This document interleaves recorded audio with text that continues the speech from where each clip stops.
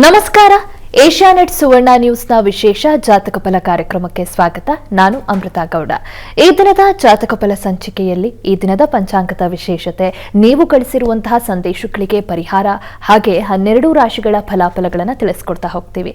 ಮೊದಲಿಗೆ ಪ್ರಾಜ್ಞರಾದಂತಹ ಶ್ರೀಕಂಠ ಶಾಸ್ತ್ರಿಗಳನ್ನ ಕಾರ್ಯಕ್ರಮಕ್ಕೆ ಸ್ವಾಗತಿಸಿಕೊಳ್ಳೋಣ. ಶಾಸ್ತ್ರಿಗಳೇ, ಕಾರ್ಯಕ್ರಮಕ್ಕೆ ಸ್ವಾಗತ. ತಮಗೆ ನಮಸ್ಕಾರ. ಶಾಸ್ತ್ರಿಗಳೇ, ಈ ದಿನ ಗುರುವಾರದ ಪಂಚಾಂಗದ ವಿಶೇಷತೆಯನ್ನು ತಿಳಿಸ್ಕೊಡೋದಾದ್ರೆ? ಶ್ರೀ ಗುರುಭ್ಯೋ ನಮಃ. ಹರಿ ಓಂ.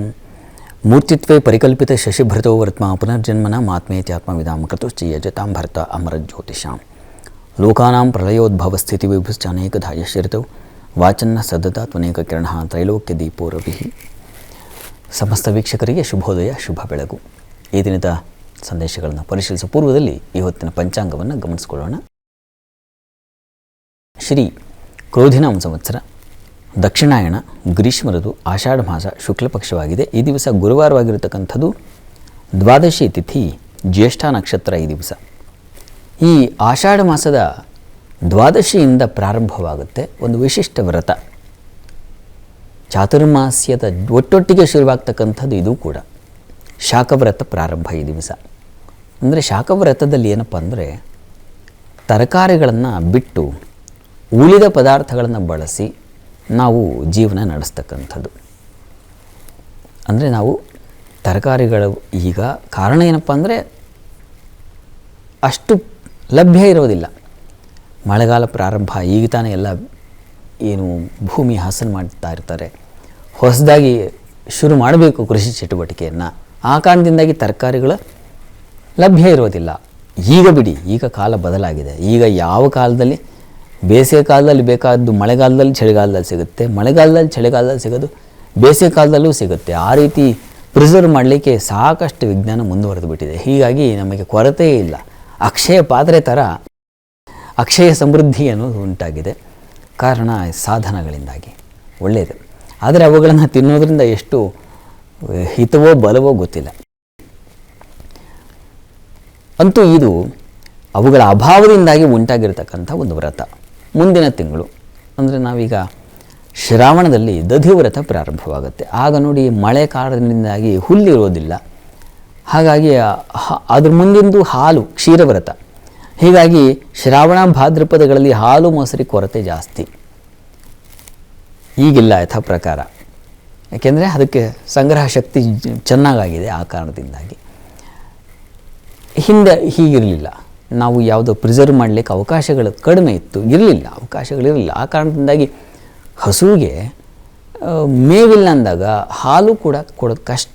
ಈ ಕಾರಣದಿಂದಾಗಿ ಅವುಗಳನ್ನು ವರ್ಜ್ಯ ಮಾಡಿ ಬೇರೆ ರೀತಿಯಲ್ಲಿ ಹೇಗೆ ಇರುವುದು, ಆ ಥರದ್ದು ಯೋಚನೆ ಯಥೇಚ್ಛವಾಗಿ ಸಿಗದೇ ಇದ್ದಾಗ ನಾವು ಅಳವಡಿಸ್ಕೊಳ್ತಕ್ಕಂಥದ್ದು. ನಾವೀಗೇನಾಗಿದೆ, ಸಿಗಲಿಲ್ಲ ಅಂದರೆ ಹೆಚ್ಚು ಪ್ರಯತ್ನ ಮಾಡಿ ಸಂಕಟ ವ್ಯಥೆ ಮಾಡಿಕೊಳ್ತೀವಿ. ಆದರೆ ನಮ್ಮ ಭಾರತೀಯ ಸಂಸ್ಕೃತಿಯಲ್ಲಿ ನೋಡಿ, ಯಾವುದು ಸಿಗ್ತಾ ಇಲ್ವೋ, DVG ಅವರು ಹೇಳ್ತಾರಲ್ಲ, ಇರುವ ಭಾಗ್ಯವನ್ನು ನೆನೆದು ಬಾರೇನೆಂಬುದನ್ನು ಬಿಡು. ಆಯಿತು, ಹಾಲು ಮೊಸರು ಸಿಗ್ತಾ ಇಲ್ವಾ, ಸಂತೋಷ. ತೆಂಗಿನ ನಾರಲ್ಲಿ ತೆಂಗಿನ ಚಿಕ್ಕಾಯಿ ಚೆನ್ನಾಗಿ ತುರಿದು ಅದನ್ನೇ ಹಾಲು ಮಾಡಿ ಅದರದ್ದೇ ಅಡುಗೆ ಮಾಡ್ತಾರೆ. ಉಡುಪಿನಲ್ಲಿ ಎಲ್ಲ ಕಡೆ ಇದೆ ಅದು.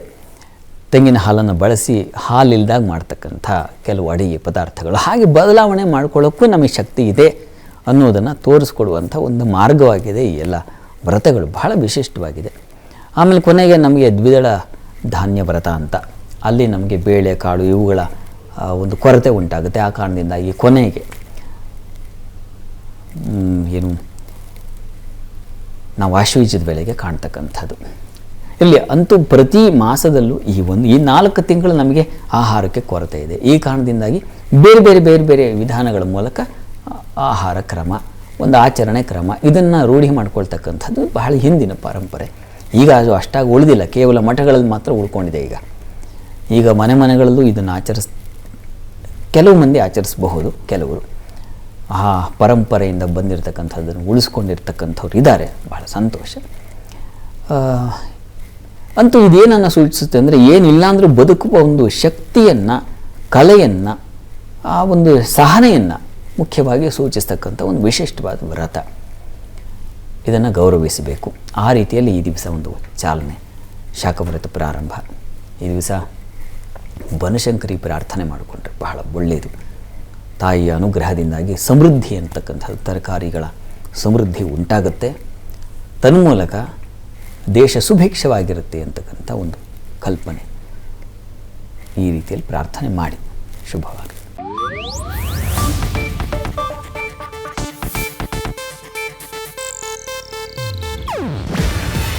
ಇದು ಏಷ್ಯಾನೆಟ್ ನ್ಯೂಸ್ ನೆಟ್ವರ್ಕ್ ಪ್ರಸ್ತುತಿ. ನೀವು ನೋಡ್ತಿದ್ದೀರಾ ಏಷ್ಯಾನೆಟ್ ಸುವರ್ಣ ನ್ಯೂಸ್.